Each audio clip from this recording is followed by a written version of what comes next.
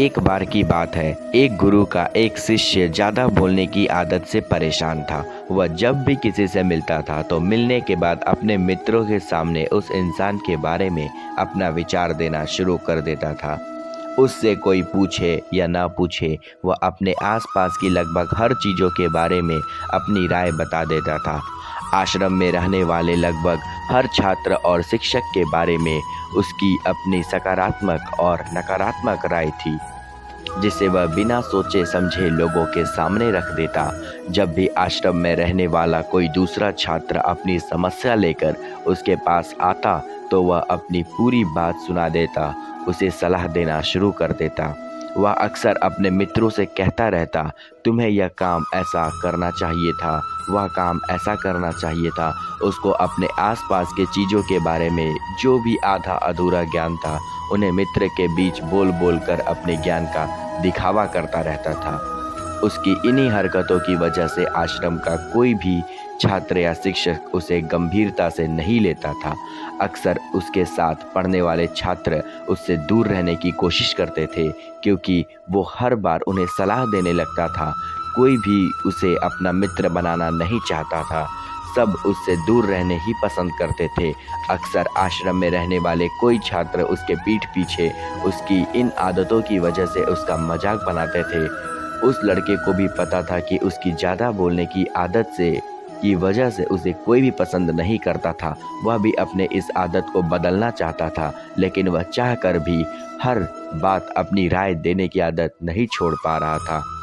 पर एक दिन वह अपने गुरु के पास गया और उनसे सारी समस्या गुरु को बताई, तो गुरु ने उन्हें इन 5 परिस्थितियों में चुप रहने को यानी कि मौन रहने को बताया। तो दोस्तों, स्वागत करता हूं आप सभी का हमारे इस नई वीडियो में। अगर आपने अभी तक हमारे चैनल को सब्सक्राइब नहीं किया है तो कर लें, ताकि आपको हमारी आने वाली वीडियो की नोटिफिकेशन मिलती रहे। गुरु ने कहा, बेटा, ज़्यादा वही बोलता है जिसे लगता है वह सब कुछ जानता है, पर जो इंसान यह मानता है कि वह बहुत ही थोड़ा जानता है और ऐसा बहुत कुछ है जो उसे सीखना है, तो वह कभी भी ज़रूरत से ज़्यादा नहीं बोलता और ना ही बिना मांगे किसी को राय देता है। इसलिए पहले खुद के अंदर का ये अभिमान हटाओ कि तुम्हें सब कुछ पता है। शिष्य ने गुरु के सामने अपना सिर झुकाया। गुरु ने कहा, तुम्हारा ज़्यादा बोलने की आदत को मैं एक ही दिन ख़त्म नहीं कर सकता। यह आदत तुम्हें खुद ही अपने अंदर धीरे धीरे कम करनी होगी। लेकिन तुम्हें यह ज़रूर बता सकता हूँ कि मैं किन मौक़ों पर तुम्हें शांत रहना चाहिए, ताकि तुम खुद को दुखी होने से और किसी बड़ी मुसीबत में पड़ने से बच सको। शिष्य गुरु की बातों से सहमति दिखाते हुए अपना सिर हाँ में हिला दिया। गुरु ने कहा, बेटे, इन 5 मौक़ों पर हर इंसान को अपना मुंह बंद रखना चाहिए। पहली स्थिति, जब तुम्हें लगे कोई तुम्हारे भावनाओं को तुम्हारे शब्दों से नहीं समझ सकता, उस समय तुम्हें चुप रहना चाहिए। अक्सर हम लोगों को अपने दुख परेशानियां बताना शुरू कर देते हैं, जबकि हमारे आसपास रहने वाले ज़्यादातर लोगों को इससे कोई मतलब नहीं है कि हमारे जीवन में क्या गुजर रहा है। वह इंसान को केवल खुद से मतलब होता है। वह केवल खुद के बारे में बात करना चाहते हैं, वह केवल खुद की तारीफ सुनना चाहते हैं। उन्हें हमारे जीवन की परेशानियों से कोई मतलब नहीं और ना ही वही सुनना चाहते हैं।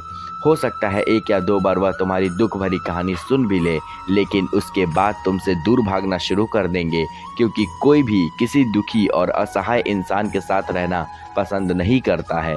इसलिए कभी भी अपने करीबी मित्रों और परिवार वालों को छोड़कर किसी ऐसे इंसान को अपनी परेशानी ना बताएं जो तुम्हारे बातों का समझने के बजाय उनका मजाक बनाए या तुम्हारी मजबूरी का फ़ायदा उठाए।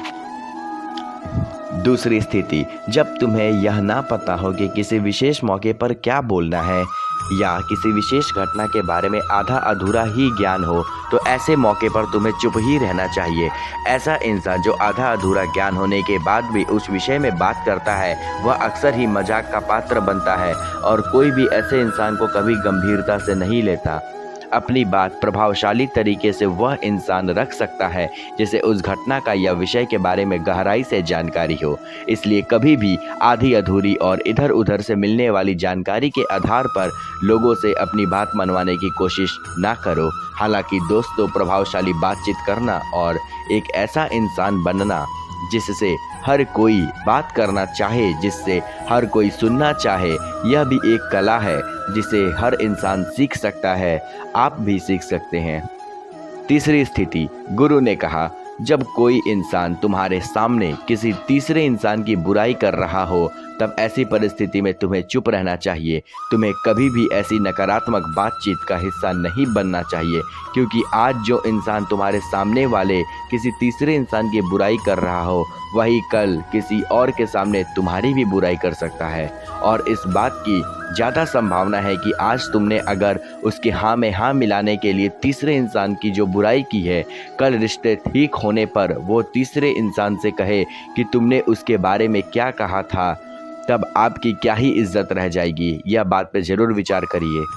इसलिए जब भी कभी कोई किसी तीसरे इंसान की बुराई करे या उसके गलत समय का मजाक उड़ाए तो तुम्हें बस उसकी बातें सुन लेनी है। आपको अपनी कोई भी राय वहाँ नहीं रखनी है। चौथी स्थिति, जब कोई तुम्हारे ऊपर अपना गुस्सा और तुम्हें अपने अपमानित करने की कोशिश करे तब ऐसे परिस्थिति में चुप रहकर सामने वाले के गुस्से को कम कर सकते हो और स्थिति को बिगड़ने से बचा सकते हो, क्योंकि क्रोध एक ऐसी मानसिक स्थिति है जो बुद्धि को हर लेती है। इस स्थिति में मनुष्य सोच विचार कर बोल पाता, जिससे वजह अभद्र अपशब्द व कड़वे वचन ही मुंह से निकलते हैं। जब तुम सामने वाले के क्रोध का जवाब क्रोध से न देकर उस समय चुप रह जाते हो तब यह बात उस क्रोध पर करने वाले इंसान के दिल में लगती है और गुस्सा कम होने पर उसे अपनी गलती का पछतावा होता है। लेकिन तुम्हारा हर परिस्थिति में चुप रहना भी ठीक नहीं है। अगर कोई गलत कर रहा है तो तुम्हें उसका जवाब भी देना है। हर बार तुम्हारा मौन रहना सामने वाले की गलत हरकतों व उद्दंडों को बढ़ावा देना जैसा होगा। लेकिन कुछ ऐसे लोग होते हैं जिन्हें हमारा चुप रहना उन्हें हमारी कमज़ोरी प्रतीत होती है।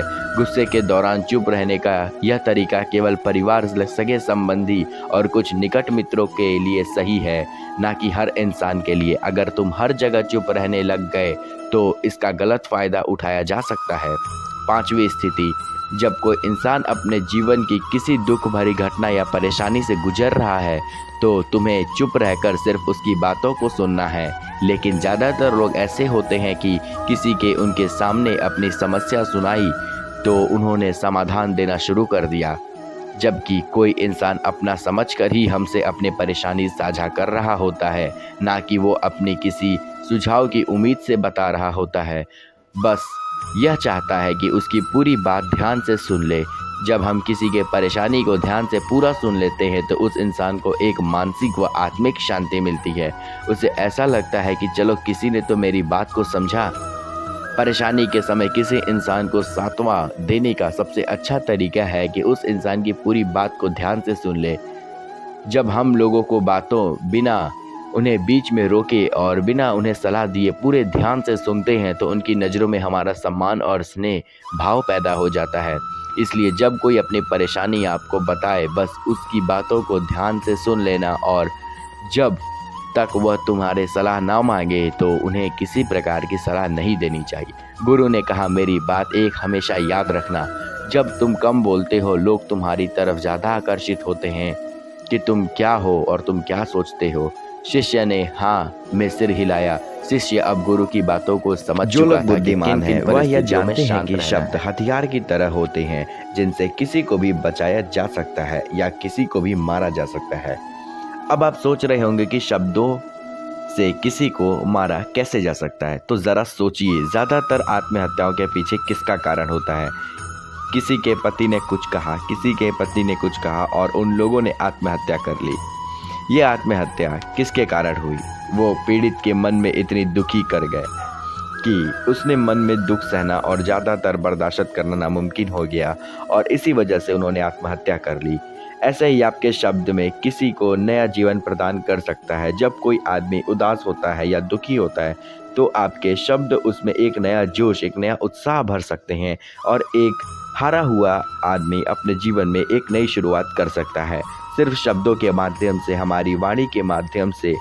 तो अब तक आप ये समझ ही गए होंगे कि हमारे शब्द में कितनी ताकत होती है। हमारे जीवन किस तरह निर्धारित करते हैं, शब्दों में कितनी ताकत होती है और किसी से बात करते हुए हमें कितनी सावधानी से अपने शब्द का प्रयोग करना चाहिए। तो दोस्तों, अंत में मैं बस एक ही बात कहना चाहता हूँ कि खुश रहना है तो चुप रहना सीखो, क्योंकि खुशियों को शोर पसंद नहीं। तो दोस्तों, उम्मीद करता हूँ कि आज की वीडियो से आपको ज़रूर कुछ नया सीखने को मिला होगा। तो अगर आपने अभी तक हमारे चैनल को सब्सक्राइब नहीं किया है तो कर लें, ताकि आपको हमारी आने वाली वीडियो की नोटिफिकेशन मिलती रहे। तो दोस्तों, मिलते हैं एक और नई वीडियो के साथ, एक और नए जोश के साथ। तब तक के लिए धन्यवाद।